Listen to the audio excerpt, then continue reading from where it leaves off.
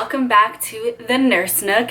So guys, I am really excited about this video because I'm going to be sharing some exciting news before I get into my little story time. Oh my god, my eyelashes are sticking together. Hold on. This is something that I have been working on for a little while, and I'm so excited to finally put it out there and for you guys to see it. And my big announcement is I started a blog site. My blog site is live today. As soon as this video goes up, my blog site will be live. So if you're watching this, follow the link down below to my blog site, thenursenook.com. Make sure you subscribe to stay updated because once you're subscribed, you get the weekly updates sent to your email, and I'm going to be posting blogs weekly. So definitely stay tuned for that, guys.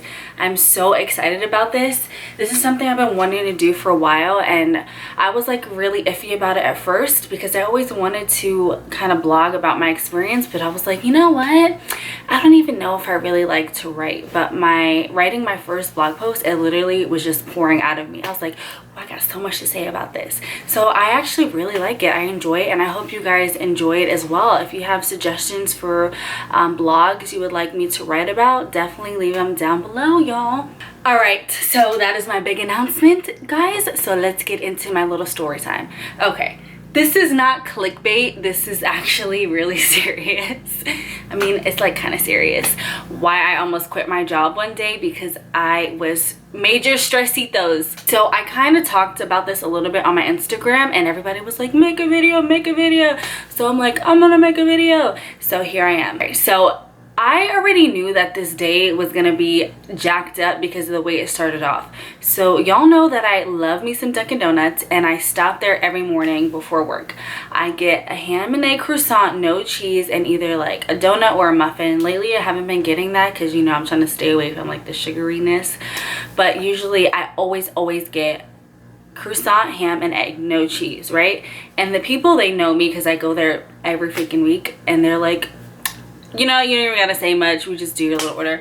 So, you know, I did my little order, whatever, and then I never check it because, you know, I get the same thing all the time.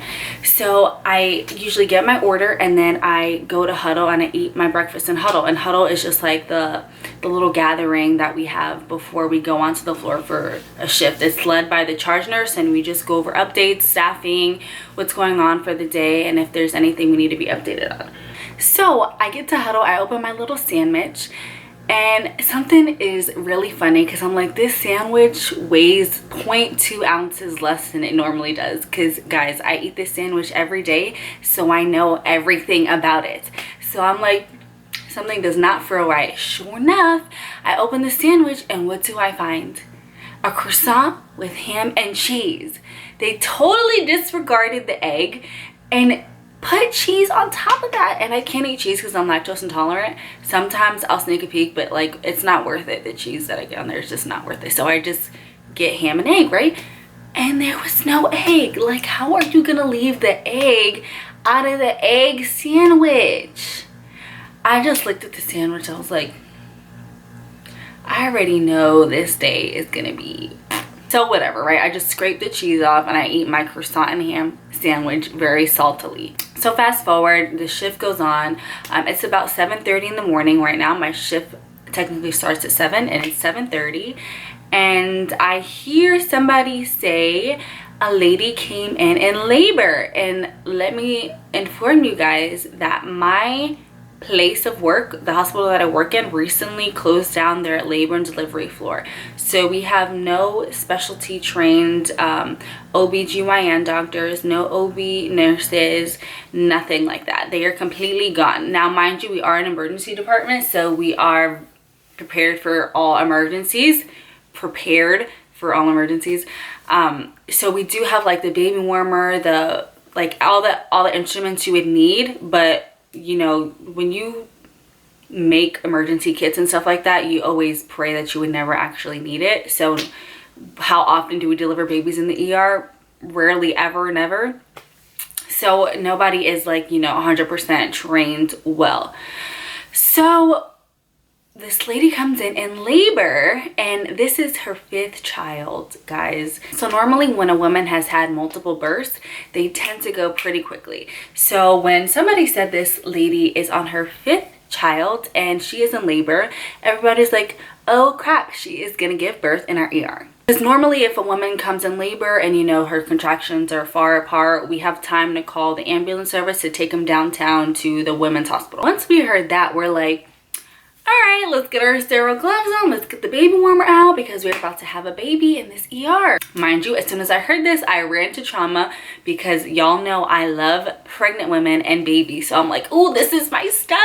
I actually did my practicum project on educating ER nurses on precipitous deliveries. So I'm like, I hope my training has helped even 1% in this little situation here. So everybody was like high strung. There was a lot of stressitos in the room. But we delivered a baby happy and healthy, guys. So that is like, that was a great start to my day because I was like, ooh, I just delivered a baby. Now I can go start my shift. I'm like, oh, I knew that Dunkin' Donuts thing was like nothing. I knew it was going to be a good day. Lies. So right after that happened, the day went to caca. So that day we were 1 assignment short. So that means we were missing 1 nurse. So an assignment, which is 4 rooms, were closed. And normally when an assignment is closed, that just means all the other nurses are most likely going to get more patients. So whenever I see an assignment closed, I'm like, oh God.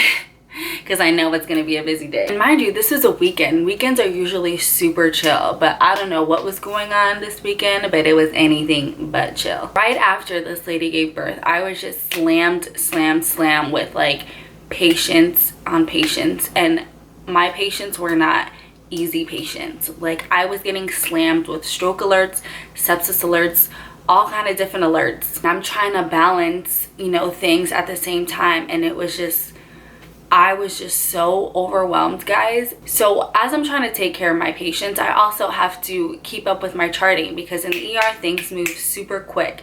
And if my patient is admitted and goes upstairs before I have any charting done, it looks like, you know, girl, what the heck did you do downstairs? Because I don't see anything here.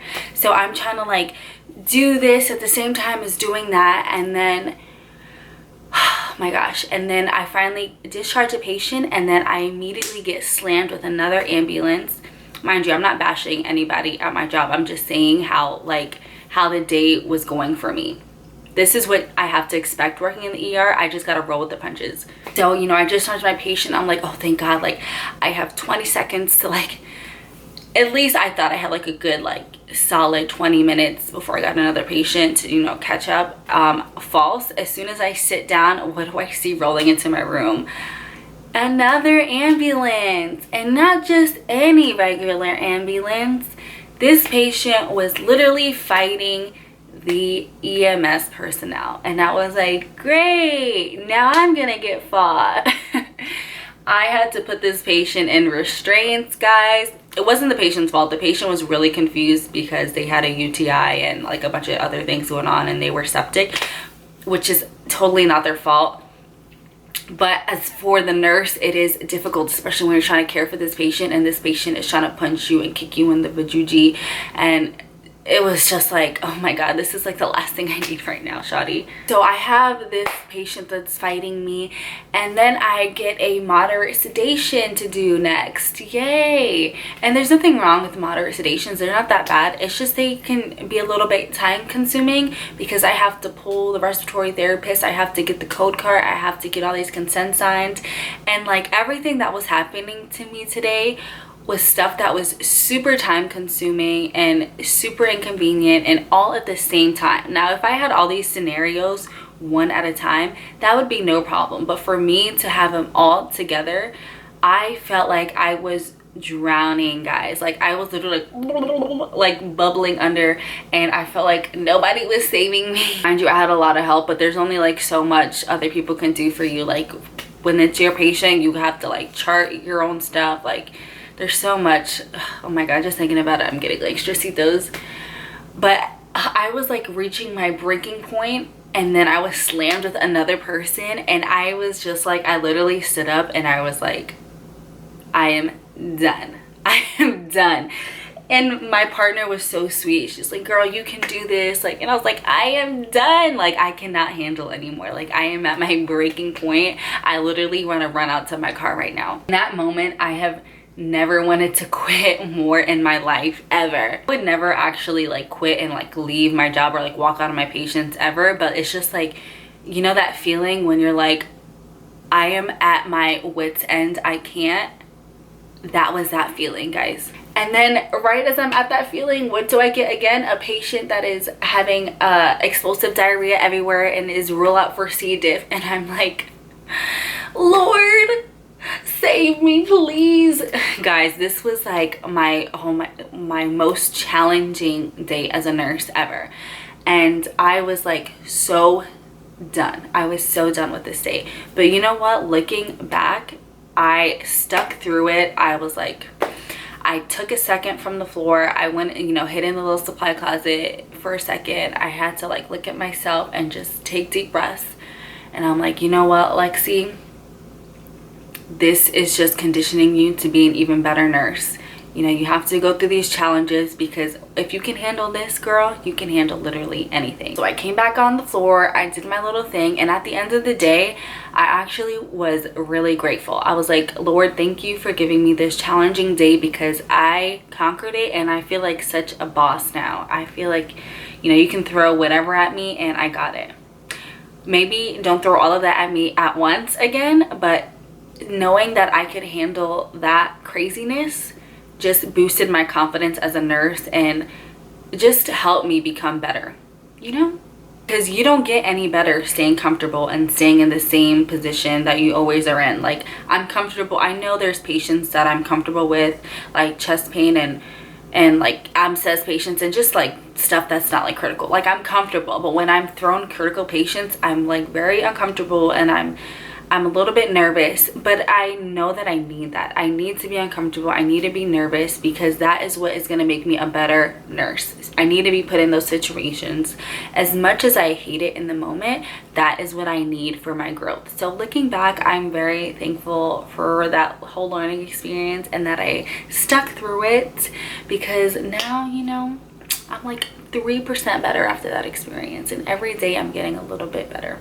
So that is my story. I hope you guys enjoyed my little story time. Let me know if you guys like these little story times, and I will see y'all in the next video. Bye.